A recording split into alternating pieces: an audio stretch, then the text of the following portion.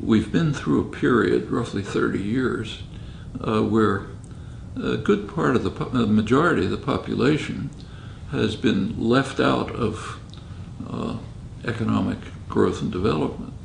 For most people, wages have pretty much stagnated, even declined. That's a big change from earlier years. Mm-hmm. And it has not led here, I mean, there's a scattering of examples of serious resistance to it, but a scattering. There's no widespread resistance. The phenomena that we're seeing here is generalized rage. So, for example, take the current primaries, which are interesting, not because of their substantive content, but because of what's happening. Take Donald Trump. He's a clown, literally, could be in the circus. He's getting huge support from people who are angry at everything, mostly white males, working class, middle class, poor white males, and their wives and traditional families. They are furious about everything. Everything's been taken away from them. There's no economic growth for them. There is for other people. The institutions are all against them.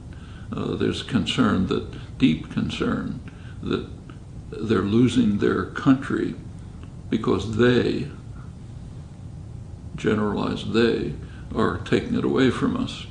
That goes back to a strong nativist tradition in the United States.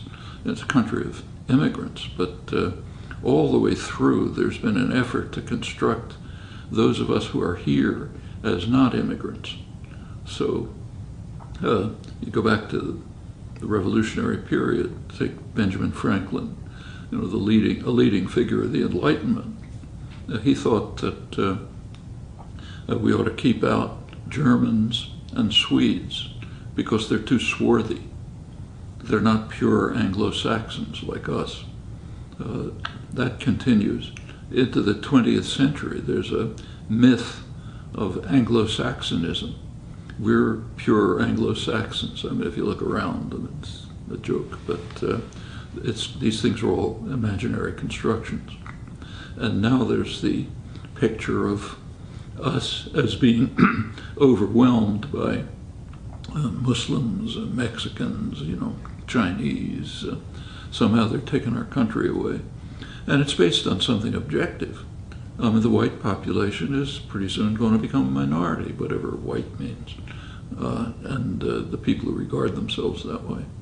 But the response to this is generalized anger at everything. So every time Trump makes a nasty comment about whoever, his popularity goes up, because it's based on hate, hate and fear. And it's unfortunately kind of reminiscent of something unpleasant. Germany, not many years ago. It's worth remembering that in the 1920s, Germany was the absolute peak of Western civilization. In the arts, in the sciences, it was regarded as a model of democracy. As late as 1928, Hitler got about 3% of the vote. It went from the peak of Western civilization to the absolute depths of human history within 10 years. And I don't want to say it's identical, but there are similarities. In fact, you see similarities elsewhere. Like if the European bureaucrats succeed in destroying Greece, which they're trying to do, humiliate them and so on, you may see the rise of, there is a neo-fascist party, may take over. That's the kind of thing that can happen.